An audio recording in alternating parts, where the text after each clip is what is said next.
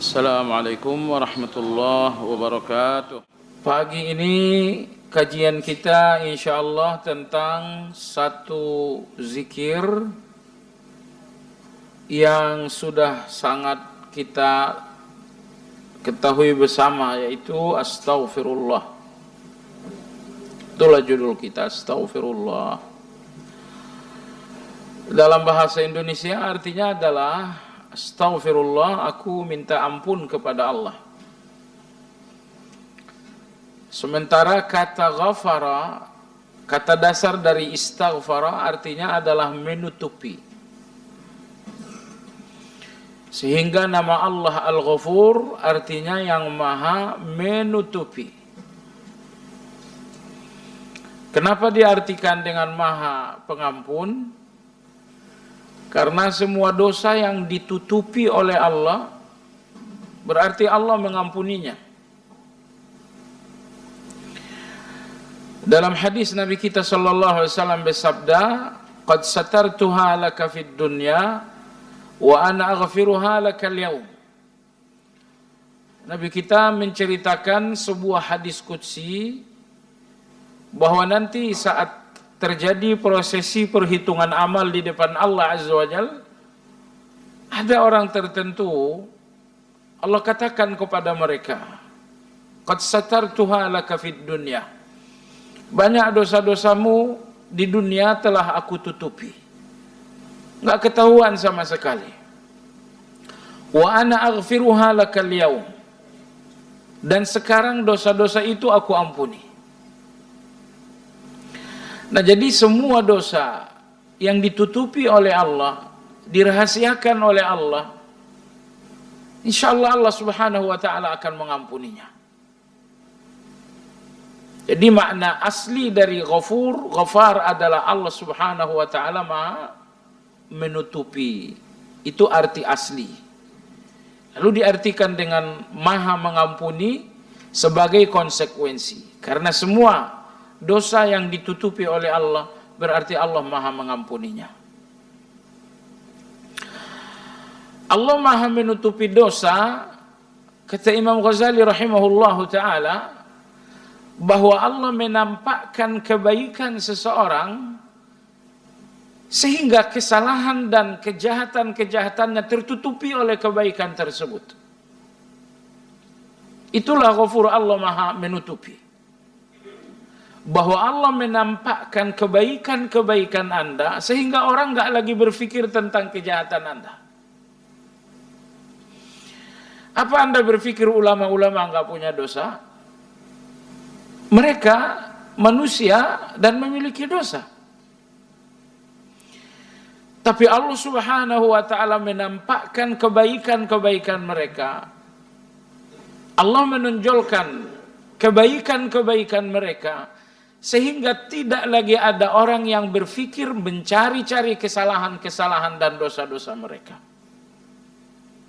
Inilah yang maha menutupi. Allah menutupi kesalahan, Allah menutupi dosa-dosa dengan menonjolkan kebaikan-kebaikan Anda. Maka setiap kata sanjung dan puji yang disampaikan seseorang kepada Anda, hakikatnya adalah tabir yang Allah juntai untuk menutupi kekurangan Anda.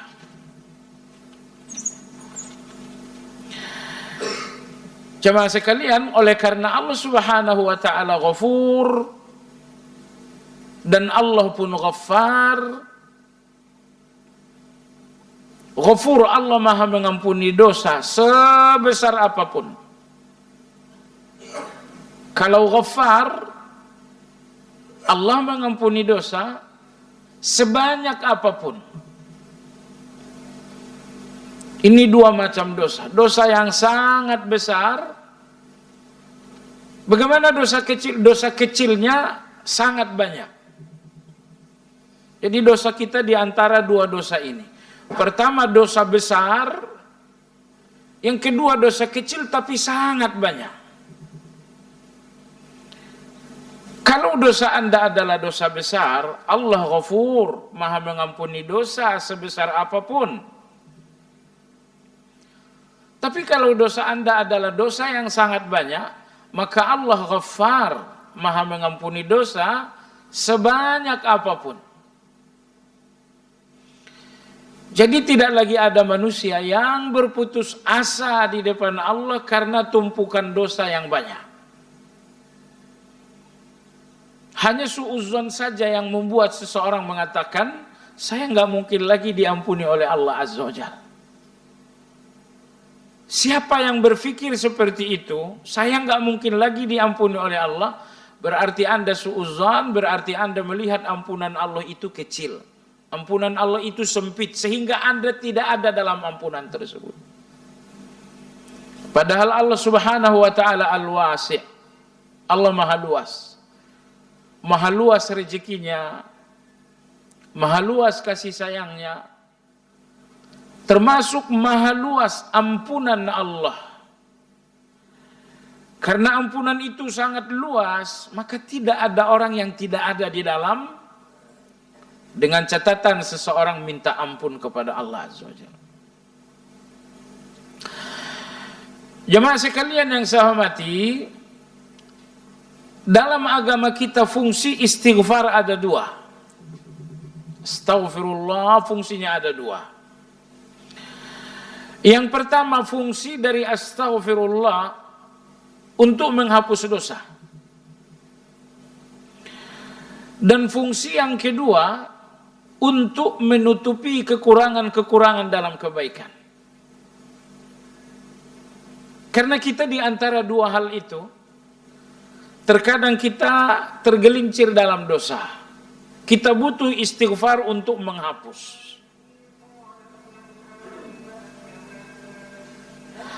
Yang kedua, kadang-kadang kita melakukan satu kebaikan, bukan dosa, tapi penuh dengan kekurangan-kekurangan. Maka kita pun membutuhkan istighfar untuk menutupi kekurangan-kekurangan tersebut. Tadi Anda selesai sholat, Assalamualaikum, Assalamualaikum. Kata pertama Anda ucapkan adalah Astaghfirullah. Dan istighfar selesai sholat bukan untuk menghapus dosa, tetapi untuk menutupi kekurangan-kekurangan Anda dalam sholat. Mustahil tak ada kekurangan. Sepanjang Anda manusia, sepanjang itu Anda nggak akan lepas dari kekurangan. Sedahsyat apa Anda berjuang untuk sampai pada kesempurnaan, tapi Allah telah tetapkan bahwa kesempurnaan hanya Allah yang punya. Nah jadi, dengan segala maksimalisasi kita dalam melakukan satu kebaikan, tetap saja banyak kekurangan. Maka Allah Subhanahu wa ta'ala ajarkan astaghfirullah, antara lain untuk menghapus dosa kalau memang habis berdosa, tapi untuk menutupi kekurangan-kekurangan dalam kebaikan kalau Anda habis berbuat baik. Jemaah sekalian, oleh sebab itulah di antara keagungan istighfar,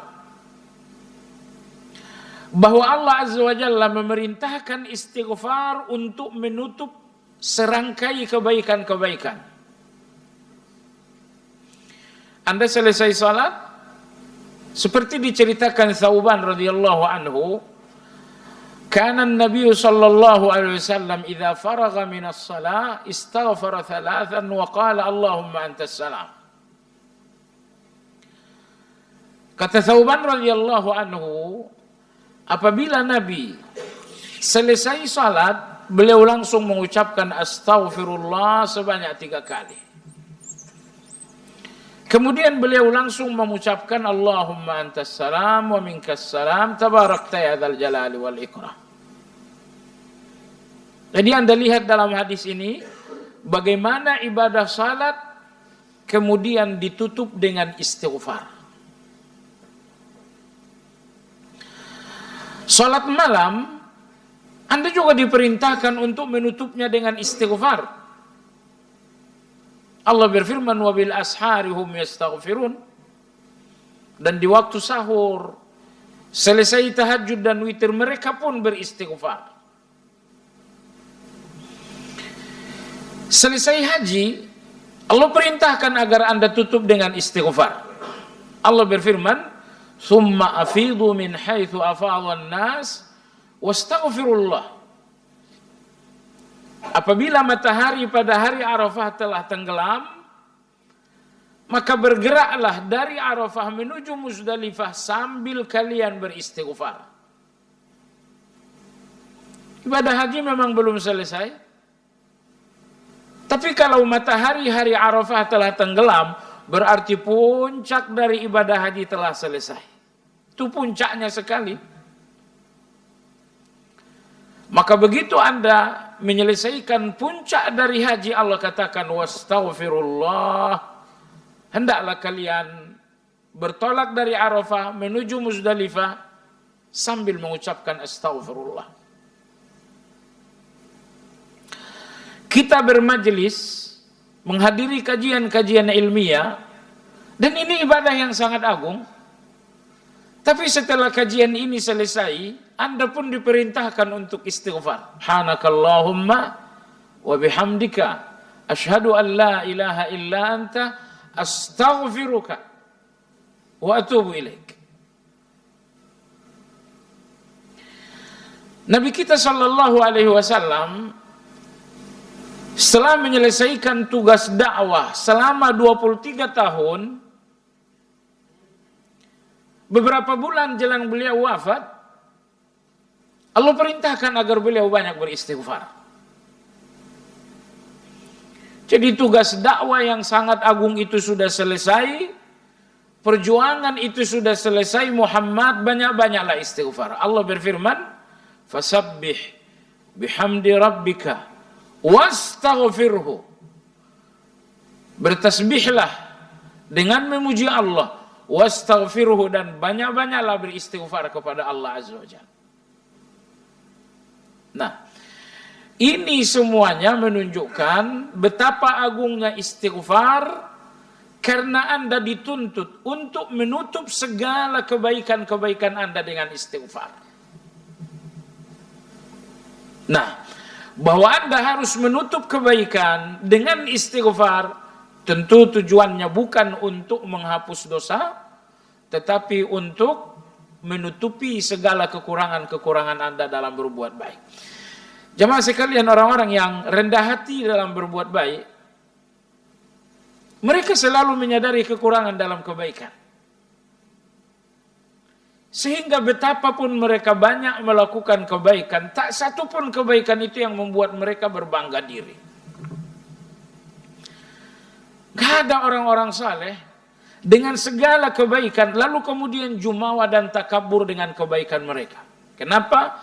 Mereka sadar yang pertama bahwa kebaikan-kebaikan ini pasti gak lepas dari kekurangan. Kebaikan yang tak lepas dari kekurangan, mungkinkah itu akan dibanggakan untuk membusungkan dada? Tak mungkin. Terlebih lagi, kalau Anda sadari untuk siapa kebaikan itu, yakni untuk Allah Azza wa Jalla. Begitu Anda sadar bahwa kebaikan ini untuk Allah Subhanahu wa Ta'ala, maka tidak lagi ada yang baik di depan Allah. Karena Allah lebih baik dari itu. Misalkan saya berbuat baik kepada Anda bisa membalas kebaikan saya dengan kebaikan yang lebih besar. Tapi Allah Azza wa Jalla yang maha baik kepada manusia, mungkinkah ada manusia yang bisa melakukan kebaikan sama atau melebihi kebaikan Allah? Tidak mungkin. Ingat, setiap kebaikan Anda adalah kebaikan Allah kepada Anda. Setiap kebaikan Anda adalah kebaikan Allah kepada Anda. Misal Anda baru selesai salat subuh. Bisakah Anda katakan salat subuh ini kebaikanku 100%? Tidak bisa. Allah yang memberikan Anda salat subuh. Kalau Allah tidak memberikan Anda salat subuh, Anda akan tidur mendengkur seperti kebanyakan orang. Tapi Allah Azza wa Jalla memilih Anda untuk berdiri di hadapannya, untuk sujud di hadapannya, maka Allah membangunkan Anda. Kemudian Allah jatuhkan semangat dalam hati Anda. Anda pun kemudian datang ke masjid untuk melakukannya. Jadi jamaah sekalian, setiap kebaikan Anda hakikatnya adalah kebaikan Allah kepada Anda. Andakah orang yang dermawan dan bersedekah di mana-mana? Dan mungkinkah Anda katakan bahwa kedermawanan Anda murni kebaikan Anda 100%? Nggak mungkin. Untuk dermawan Anda butuh harta, dan yang ngasih harta adalah Allah Azza wa Jalla. Untuk dermawan Anda membutuhkan hati yang semangat. Semangat dermawan Anda Allah yang memberikan. Jadi walhasil jamaah sekalian yang saya hormati, berjuanglah selalu rendah hati dengan kebaikan. Karena di setiap kebaikan ada kekurangan Anda, dan yang kedua, setiap kebaikan Anda sesungguhnya adalah kebaikan Allah kepada Anda. Baik. Demikian agung istighfar, sehingga para nabi-nabi mereka pun mencontohkan bagaimana harus minta ampun kepada Allah Azza wa Jalla. Ambil contoh misalnya Nuh alaihi salam, seorang nabi, seorang rasul, bahkan seorang ulul azm. Beliau pun istighfar dan minta ampun kepada Allah Azza wa Jalla. Allah berfirman tentang Nabi Nuh alaihissalam, Rabbighfirli waliwalidayya waliman dakhala baytiya mu'mina walil mu'minina wal mu'minat. Ya Allah, ampuni aku. Ya Allah, ampuni kedua orang tuaku. Ya Allah, ampuni siapapun yang memasuki rumahku dengan keimanan. Ya Allah, ampuni pula orang-orang beriman laki-laki dan perempuan. Beliau minta ampun untuk empat orang. Pertama untuk dirinya sendiri, Rabbighfirli. Kedua untuk kedua orang tuanya, waliwalidayya.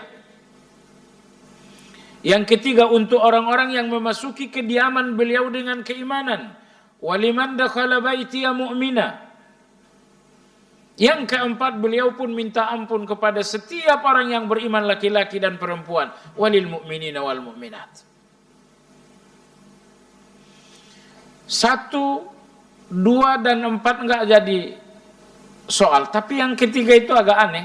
Ya Allah, ampuni orang-orang yang memasuki rumahku dengan keimanan. Apa maksud Nabi Nuh? Karena orang yang memasuki rumah Nabi Nuh alaihi salam tidak semuanya beriman. Mengingat salah satu anak Nabi Nuh alaihi salam adalah seorang kafir. Anak beliau yang konon bernama Kan'an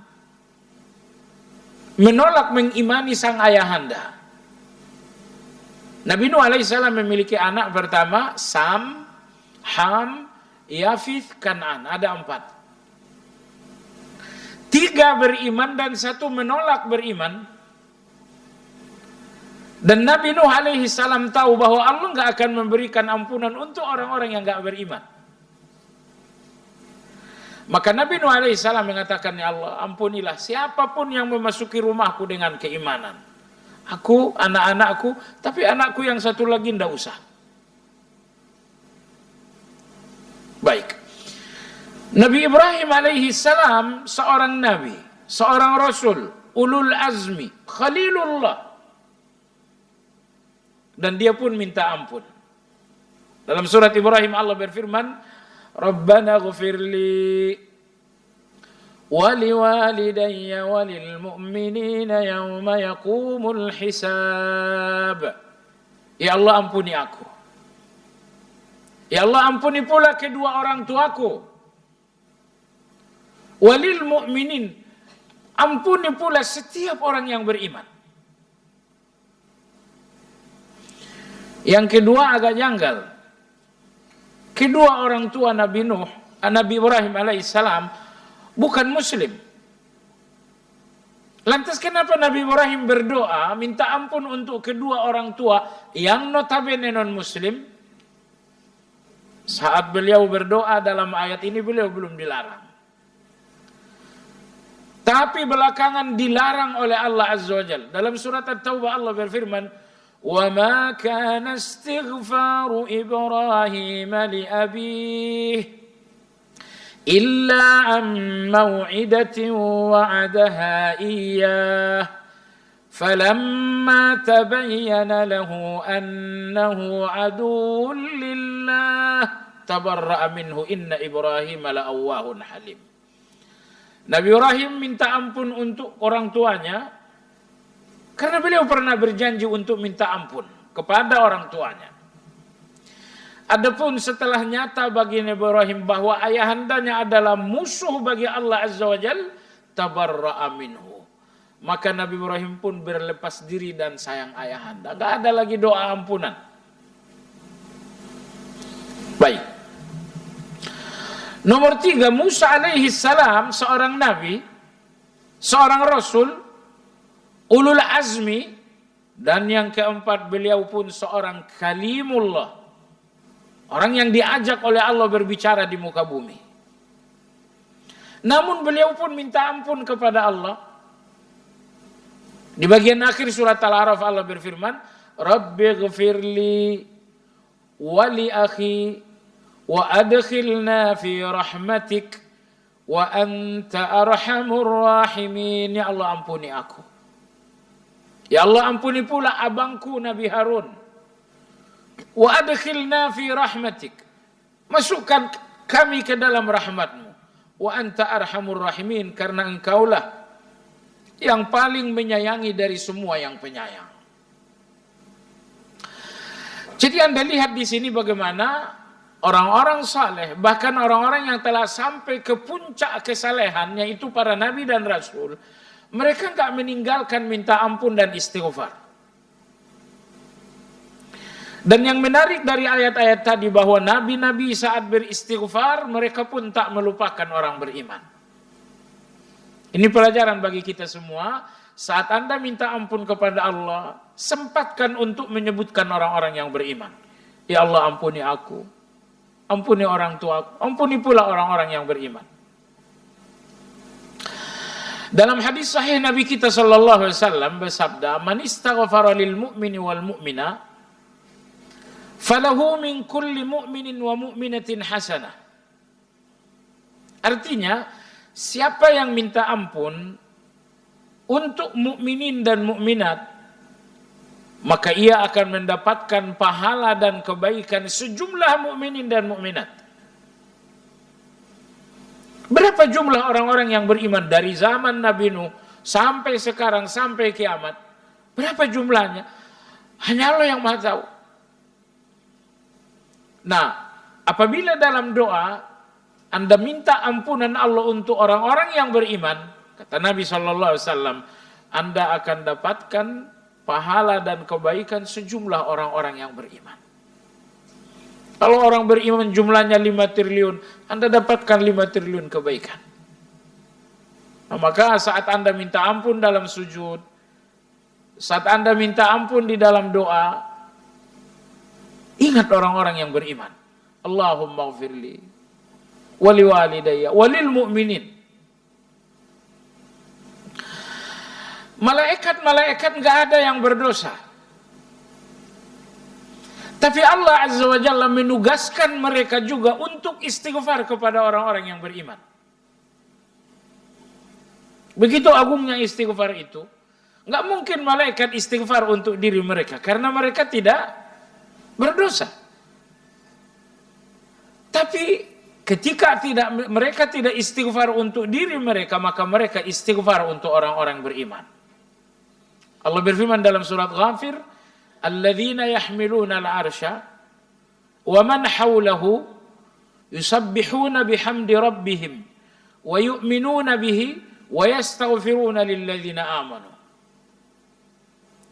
Malaikat-malaikat yang memanggul arsy, wa man hawlahu, dan malaikat-malaikat yang berdomisili di sekitar arsy.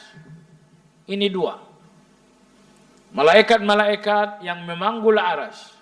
Yang kedua, malaikat-malaikat yang berdomisili dan tinggal di kawasan arsy. Yusabbihuna bihamdi rabbihim. mereka mengucapkan subhanallah wa bihamdihi tanpa henti-hentinya. Maka sebagian ulama mengatakan zikir terbaik adalah zikirnya malaikat, yaitu subhanallah wa bihamdihi.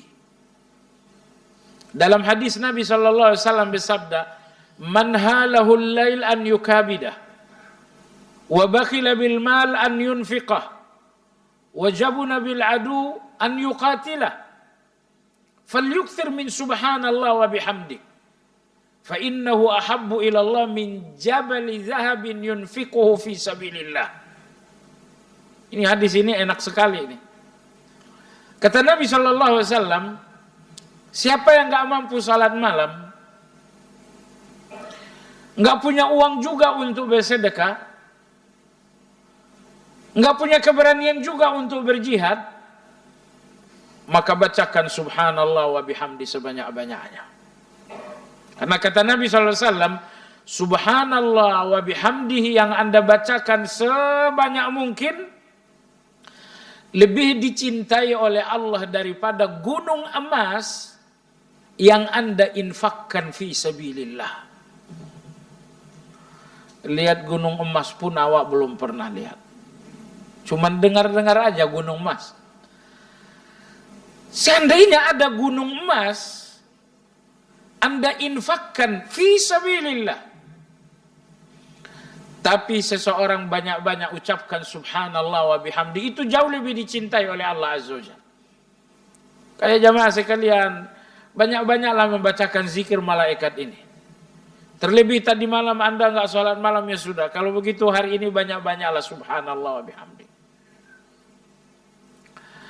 Jadi malaikat-malaikat yang berada di arsy, mereka bertasbih subhanallah wa bihamdi, wa yu'minuna bihi, dan malaikat itu pun beriman kepada Allah, wa yastaghfiruna lilladzina amanu, dan malaikat-malaikat itu pun istighfar untuk orang-orang yang beriman. Kalau Anda orang yang beriman, berarti Anda masuk dalam istighfarnya para malaikat. Ya Allah, ampuni orang beriman. Anda salah satunya. Baiklah, kalau malaikat-malaikat yang berada di kawasan arsy istighfar untuk orang-orang yang beriman, bagaimana dengan malaikat yang tidak tinggal di kawasan arsy? Misalnya malaikat yang tinggal langit 1, 2, 3, 4, atau malaikat yang berada di bumi. Ikutkah mereka istighfar untuk orang beriman? Jawabannya ikut juga. Kapan? Salah satunya jamaah sekalian, Nabi bersabda, "Al-malaikatu tusalli ala ahadikum madama fi musallahu allati shalla fiha ma lam yuhdits aw yu'zi ahadan." Sesungguhnya malaikat bersalawat, berdoa, beristighfar. Malaikat mengatakan, Allahumma ghfir lahu, Allahumma arhamhu, ya Allah ampuni orang ini, ya Allah sayangi orang ini. Malaikat istighfar kepada siapa? Seseorang yang tetap duduk di tempat sholat, selesai sholat, enggak bergeser ke belakang, enggak ke depan, enggak ke kanan, enggak ke kiri. Ini tempat Anda sholat, begitu salam, assalamualaikum, assalamualaikum. Rata-rata orang bergerak ke belakang, sedikit banyak orang akan terganggu. Anda mau bergerak, setidaknya orang harus minggir dikit begini. Gak ada yang protes Anda bergerak, tapi bagaimanapun, Anda yang tak sabar duduk di tempat sholat dan memilih harus ke belakang, nyari tempat bersandar. Bagaimanapun saat Anda lewat, entah berapa orang yang harus minggir seperti ini.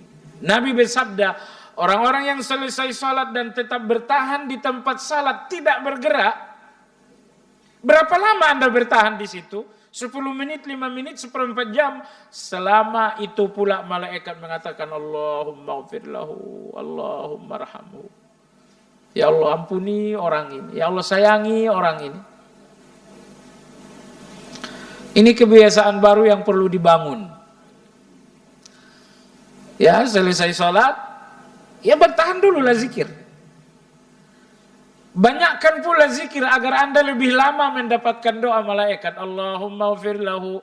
Subhanallah, ada orang-orang tertentu populer di kalangan manusia tapi tidak dikenal malaikat. Tapi Anda Masya Allah, popularitas Anda bukan di tengah manusia, tapi di tengah malaikat Anda benar-benar populer. Malaikat yang berada di kawasan arsy Anda populer. Ya Allah, ampuni orang beriman, Anda salah satunya. Malaikat-malaikat selain hamalatul arsy juga mendoakan Anda kalau Anda bersabar di tempat sholat, tidak bergeser. Tapi Nabi SAW mengatakan, istighfar malaikat untuk Anda yang berada di tempat salat akan batal kalau Anda lakukan dua hal. Malaikat tidak mau lagi istighfar. Apa itu? Pertama, malam yuhdis, kalau Anda batal wudu. Kalau Anda udah batal wudu, berhenti doa malaikat tuh. Terus Anda keluar berwudu dan duduk lagi. Repot, sekalian pulang saja. Itulah rata-rata kebaikan. Jamaah sekalian, tidak ada kebaikan yang susah. Tapi tanpa taufik Anda nggak bisa melakukannya. Allahu Akbar. Subhanallah, coba dengar. Nabi SAW bersabda memanggil Bilal. Beliau mengatakan, ya Bilal, sami'tu syaqqata na'lika fil jannah.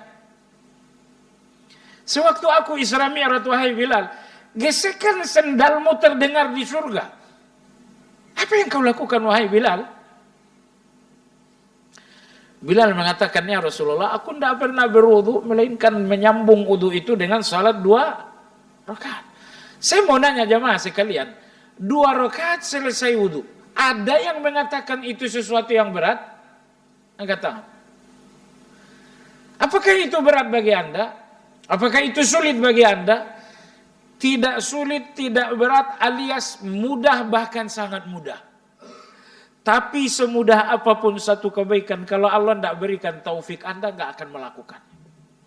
Agar Anda tahu bahwa kebaikan ini adalah soal taufik dari Allah Azza wa Jalla.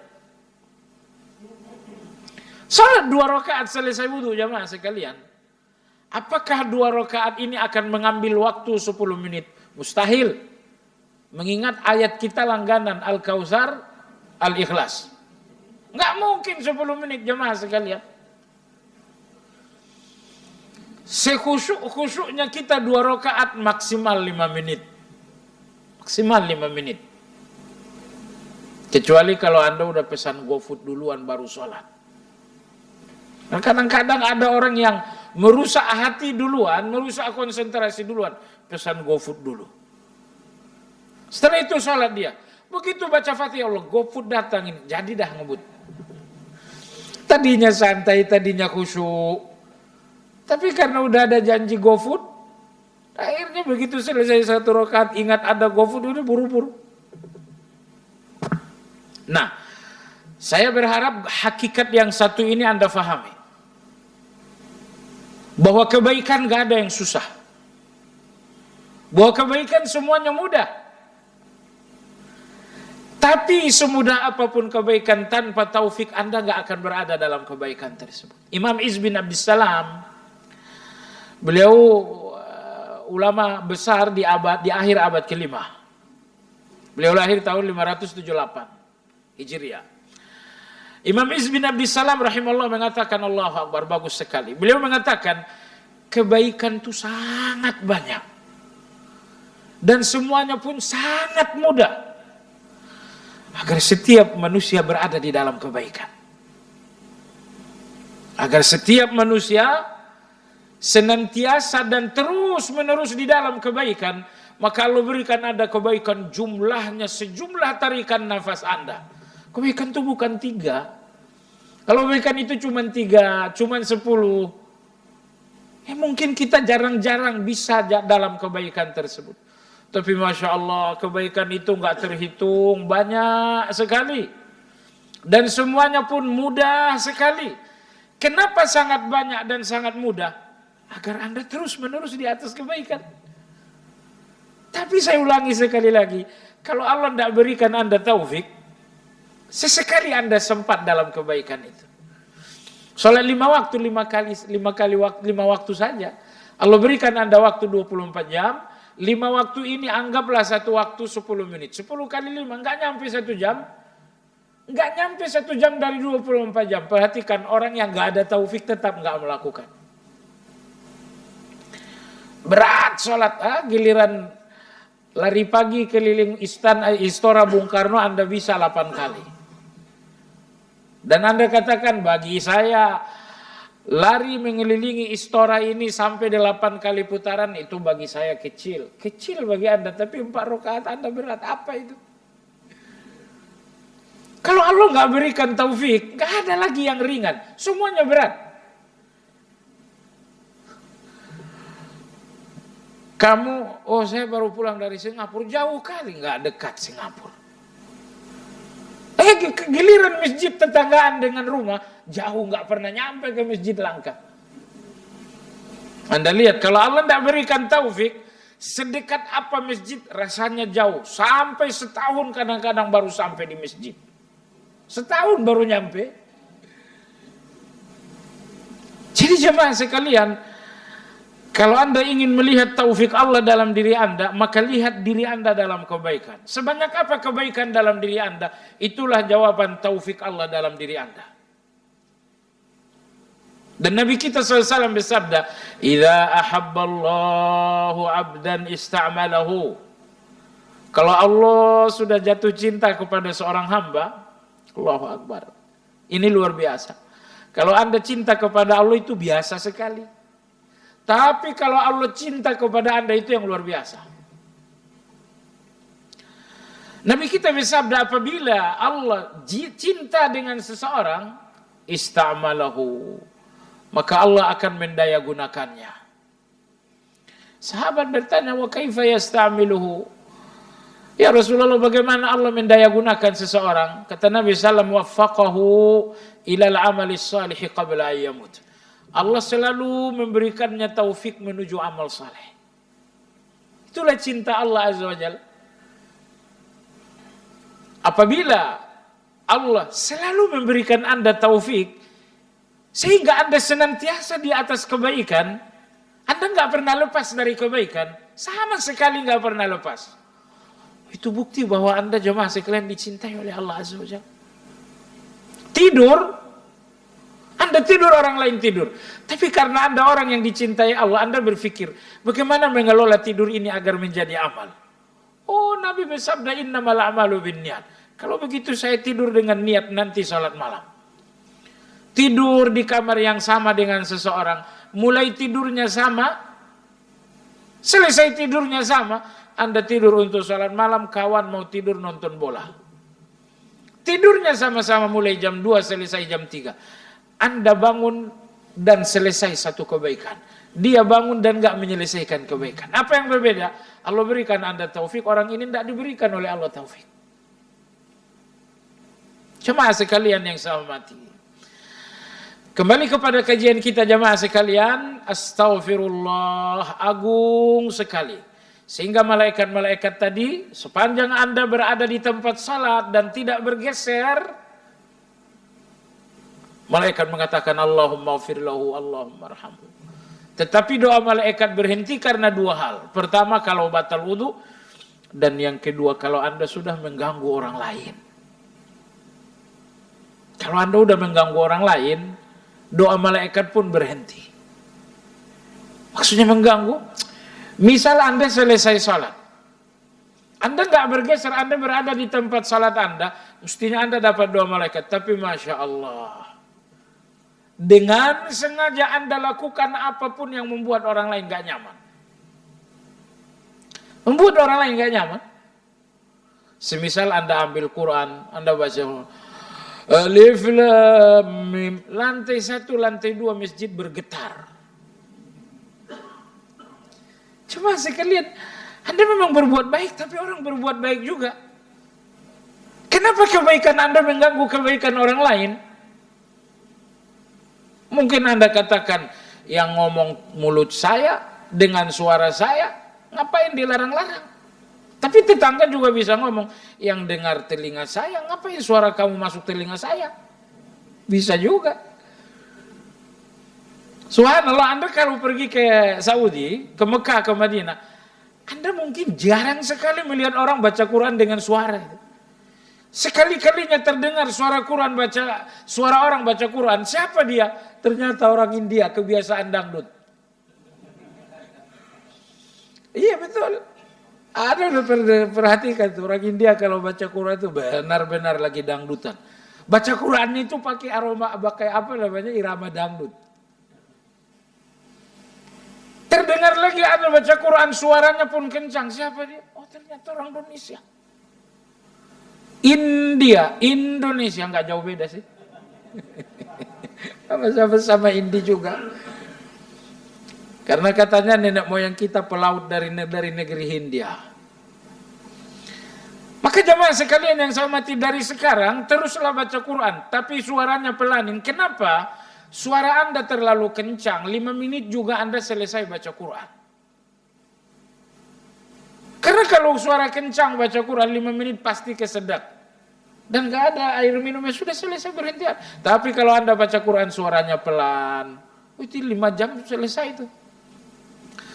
Kemarin saya lihat ada kakek-kakek gitu ya. Ini testimoni sosial. Dia baca Quran di masjid. Lalu sang wawancara mengatakan, Anda baca Quran terus di masjid? Kata dia, saya udah tua, udah pensiun, gak ada kerjaan lagi, saya baca Quran. Berapa kali kamu khatam Quran? Kata dia, biasanya dalam sebulan saya khatam 10 kali. Masya Allah banget itu.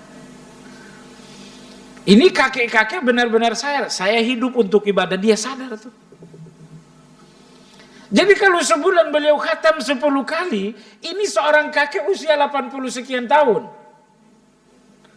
Anda ini usianya 20 tahun. Tahun 70. Maksudnya apa? Kita ini cenderung masih lebih muda lah dari beliau. Dia 80 sekian tahun.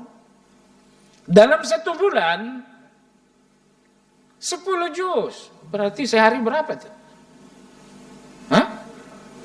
Berarti per 3 hari khatam 1 juz. Berarti per hari 10 juz.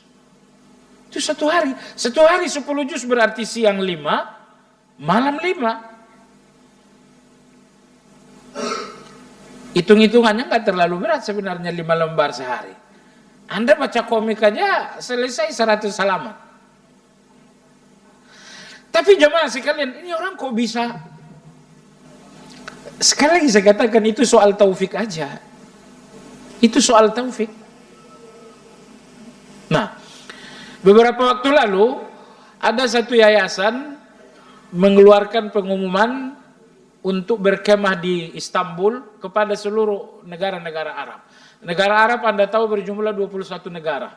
Maka datanglah anak-anak SMP, SMA daftar untuk ikut camping atau kemah di Istanbul selama 2 minggu. Gratis, full dengan fasilitas luar biasa.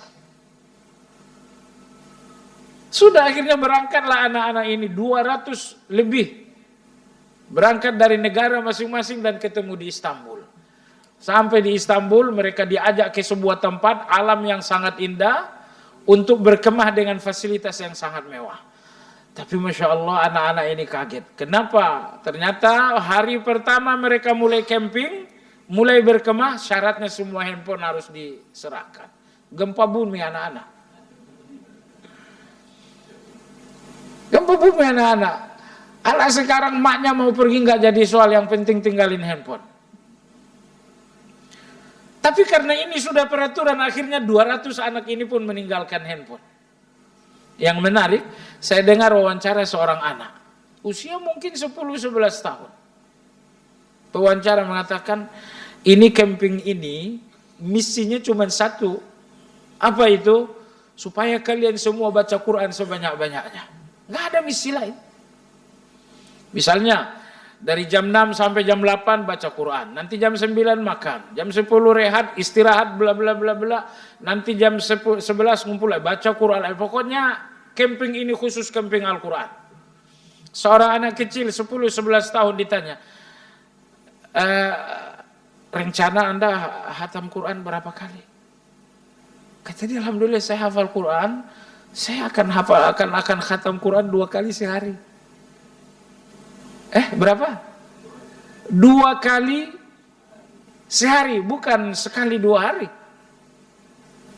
Artinya siang, 12 jam siang itu hatam 1 kali, ntar malam 1 kali lagi. Seorang anak usia 11 tahun tapi menghafal Quran. Jadi maksud saya jamaah sekalian, coba lihatlah. Mereka sampai kepada kebaikan karena mereka ada pintu yang bernama taufik. Dan kalau Anda nggak sampai kepada kebaikan, karena pintu itu nggak ada untuk Anda. Apa yang mesti Anda lakukan? Taufik itu Allah yang ngasih. Karena sifatnya dikasih, tugas Anda adalah meminta. Baik. Jamaah sekalian yang saya hormati, sebagai penutup, syuruk sudah masuk, kapan waktu terbaik untuk mengucapkan istighfar? Tentu selesai sholat Anda istighfar, Anda masuk masjid Anda istighfar, Allahumma ghfirli waftahli abwaaba rahmatik. Keluar masjid Anda istighfar, Allahumma ghfirli waftahli abwaaba fadlik. Nah, tapi jamaah sekalian, waktu yang paling agung sekali untuk Anda banyak istighfar adalah adalah di waktu sahur. Di waktu sahur. 2 kali dalam Al-Quran Allah perintahkan Anda istighfar di waktu sahur. Waktu sahur maksudnya jelang azan subuh berkumandang. Maka selesai Anda tahajud, selesai Anda witir, aturlah waktu setidaknya 10-15 menit ada jeda antara witir Anda dengan azan. Apa yang Anda lakukan? Tilawah? Enggak, jangan tilawah. Tilawah Anda baik, tapi istighfar lebih baik. Kalau mau tilawah nanti jam 8, jam 9. Tilawah dari jam 8 sampai jam 12, enggak jadi soal. Tapi begitu Anda selesai witir jamaah sekalian, 5 menit jelang azan duduklah. Astaghfirullah wa atubu ilaih. Astaghfirullah wa atubu. Bacakan dengan hati, karena zikir itu fungsinya adalah untuk menyehatkan hati. Bacakan dengan hati Anda, astaghfirullah wa atubu ilaih. Astaghfirullah wa atubu ilaih. Sampai azan subuh berkumandang, berhentilah. Bahkan saya ingin sampaikan kepada kita semua, anak-anak muda kita, anak-anak remaja kita, kalau mereka tidak bisa tahajud, kalaupun mereka nggak bisa witir, setidaknya katakan, setidaknya kalian istighfar. Bangunlah 5 menit sebelum azan, setidaknya kalian beristighfar. Jemaah sekalian yang saya hormati, Allah berfirman, wal mustaghfirina bil ashar, mereka adalah orang-orang yang istighfar di waktu sahur. Tentang penghuni surga Allah berfirman, wabil ashari hum yastaghfirun. Maka banyak-banyaklah beristighfar sambil berjalan, sambil antri, sambil Anda menaik kendaraan. Jangan membuang waktu Anda menjadi sampah. Ya, tapi jadikan setiap detik Anda adalah mutiara. Nabi SAW bersabda, tuba liman wajada fi sahifati a'malihi istighfaran katsira.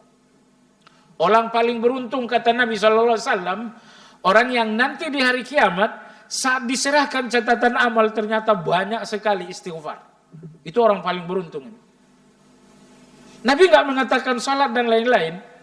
Apakah orang beruntung itu nanti saat menerima catatan amal, 1 halaman salat, halaman kedua zakat? Enggak, bukan itu kata Nabi SAW. Orang paling beruntung seseorang yang saat menerima catatan amal di depan Allah ternyata istighfar tercatat banyak sekali. Baik, jadi banyak-banyaklah istighfar, astaghfirullah atau astaghfirullah wa atubu ilaih atau astaghfirullah alladzi la ilaha illa huwal hayyul qayyum wa atubu ilaih dan selanjutnya. Demikian kajian kita, mudah-mudahan bermanfaat. Kita tutup langsung. Ada pertanyaan? Pas, alhamdulillah. Kita sudahi dengan istighfar lagi. Subhanakallahumma wa bihamdika asyhadu an la ilaha illa anta astaghfiruka wa atubu ilaik. Alhamdulillahirabbil alamin. Assalamualaikum warahmatullahi wabarakatuh.